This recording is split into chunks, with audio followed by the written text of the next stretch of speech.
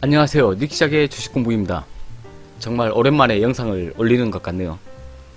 요즘 땡볕에서 현장 일을 하기 때문에 집에 오면 너무나도 지쳐 있어가지고 영상을 만드는 것보다 그동안 제가 올려놓았던 영상들을 다시 한번 보기도 하고 저희 노트에 적혀있는 내용들도 훑어보면서 그렇게 보냈습니다.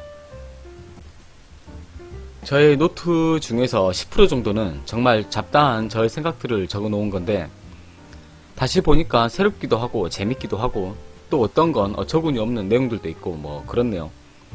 오늘은 그 중에 주식과 주액에 관한 저의 생각을 적은 내용으로 만들어 보았습니다. 이번 영상은 가볍게 보시면 좋을 것 같아요. 저는 차트를 보고 1차 종목 선정을 할 때 막힌 곳은 어디이고 뚫린 곳은 어디인가를 가장 먼저 봅니다. 즉 이평선의 배열을 먼저 살펴보는데 그때 마침 제가 주역 강이라는 책을 읽고 있었는데 그래서 그런 건지 모르겠지만 이평선의 배열들이 갑자기 주역의 64개의 모습으로 겹쳐서 보이는 거예요.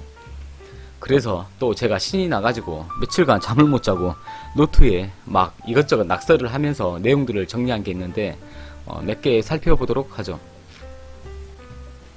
그중 첫 번째는 지뢰복입니다. 가장 아래가 막혀있는 모습이죠. 저는 241선을 가장 아래에 있는 선으로 대입하였습니다. 241선은 1년 평균을 의미하고 주가가 241선 위로 올라서면 지뢰복의 자리입니다. 지뢰복의 의미는 이른 봄, 새로운 희망, 회복, 다시 시작, 봄의 기다림 같은 뭔가 새로운 출발을 암시하는 그런 느낌이네요. 서둘러서 뭔가 결과를 얻으려고 하면 뜻을 이루기 힘드니 마음의 여유를 갖고 끝까지 기다리는 마음이 필요하다고 합니다. 다음은 지택님입니다. 지택님은 두 개의 선이 아래를 막고 있는 모습입니다. 두 번째 선은 121선으로 설정을 하였고 121선은 전반기 후반기 할 때 반기의 평균을 의미합니다. 지택님의 의미는 편안함, 안정된 위치, 정착, 뿌리 깊은 나무 등을 상징해요. 힘차게 뻗어가려는 잠재성은 있지만 아직 시기를 만나지 못하였다면 조급해하지 말고 때를 기다려야 한다고 합니다. 이번엔 이 영상의 제목인 지천태입니다. 지천태는 3개의 선이 아래를 받치고 있기 때문에 뭔가 더욱 견고해진 느낌이 들어요. 세 번째 선은 61선으로 설정을 하였고 60일은 분기의 평균을 의미합니다. 지천태의 의미는 튼튼함, 태평함, 만족스러움과 태풍의 눈, 가능성의 극대화 등을 상징해요. 순풍에 돛을 달듯 어려움 없이 발전해 나갈 수 있음을 의미하지만 그러기 위해선 평상시에 미리 준비를 해야 길하다고 합니다. 그래서 저는 차트가 지천태의 상태가 되면 그때부터는 더 유심히 챙겨보면서 전략을 세우기 시작합니다. 이번엔 뇌천대장입니다. 뭔가 이름에서부터 강력하죠. 4개의 선이 아래를 받치고 있어서 아래는 튼튼히 막고 있고 위로 뚫려있는 상황이 되었습니다. 네 번째 선은 21선으로 설정하였고 20일은 한 달 평균을 의미합니다.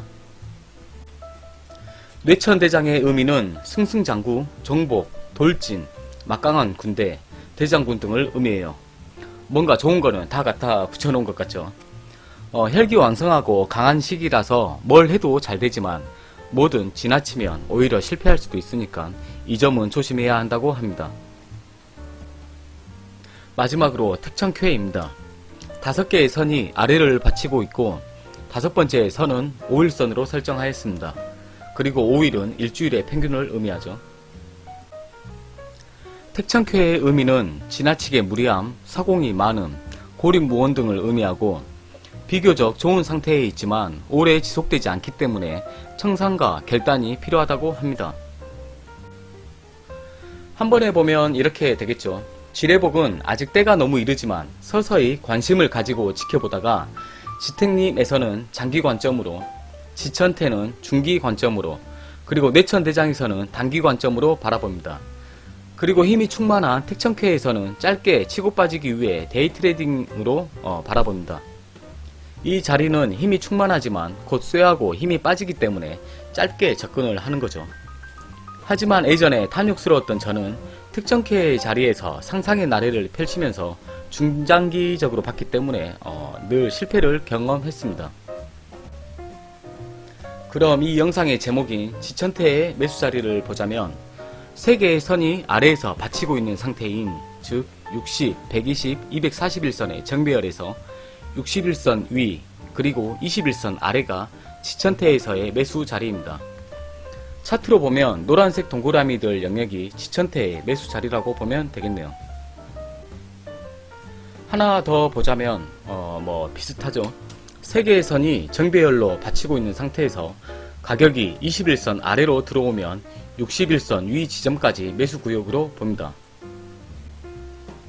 이번엔 뇌천대장 매수 자리를 보도록 할게요. 뇌천대장은 4개의 선이 아래를 받치고 있는 상태인데 즉 20, 60, 120, 241선의 정배열에서 가격이 21선 위 5일선 아래로 들어오면 매수 구역이 됩니다. 차트로 보면 노란색 동그라미 부분이 뇌천대장 매수 자리라고 보면 되겠네요. 마지막으로 택천캐의 매수 자리를 보자면 5개의 이평선이 정배열로 아래를 받쳐주는 상태에서 5일선 위에 가격이 근접하게 되면 매수 자리로 봅니다. 차트로 보면 노란색 동그라미 자리가 되겠네요. 그리고 모든 매도 자리는 초록색 동그라미처럼 5이평선에서 이격이 벌어지면 분할 매도를 준비해야 합니다. 근데 예전 저는 저 초록색 동그라미에서 급등주를 따라다닌다고 맨날 꼭지에 물려가지고 잠도 제대로 못 자고 그랬던 적이 생각이 나네요. 이번엔 반대 개념인 역배열을 보자면 이렇습니다. 순서대로 산지박, 풍지관, 천지비, 천산둔, 천풍구입니다. 산지박은 그림에서처럼 위가 막혀있기 때문에 앞으로 나아가는 게 불리하다고 합니다. 왼쪽에서부터 보면 위가 하나씩 막혀나가는 어려운 모습이지만 오른쪽에서부터 보면 아래부터 하나씩 위로 뚫고 올라가는 그런 모습이죠. 차트로 보자면 이렇죠. 역배열을 만들어가면서 차츰 위가 막히면서 아래로 방향이 터지지만 결국 아래에서부터 하나씩 위로 뚫고 올라오는 그런 모습입니다.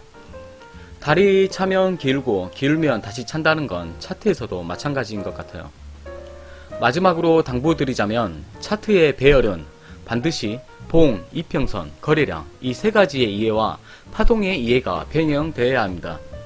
무작정 지천태고 뇌천대장이고 이런 식의 암기는 여러분의 계좌에 무진장 해롭습니다. 이상 주역의 64개로 보는 이평선의 배열이었는데요. 뭔가 사이비 냄새가 물씬 풍기는 것 같아서 이만 내용을 줄여야겠네요. 이번 영상은 재미로만 봐주시고 저의 영상이 여러분의 공부에 조금이나마 영감이 되었으면 좋겠습니다.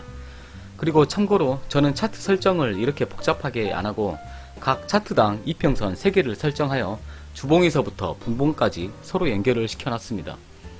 아무튼 그렇습니다. 이제 저는 잠자러 가보겠습니다. 혹시나 저의 영상이 이번처럼 늦게 올라온다면 이 녀석이 현장 일이 힘들어가지고 영상 안 만들고 퍼질러 자고 있구나 이렇게 생각해 주시고 너그러운 마음으로 기다려 주세요. 닉시하게 주식공부였습니다. 다음에 또 뵙죠.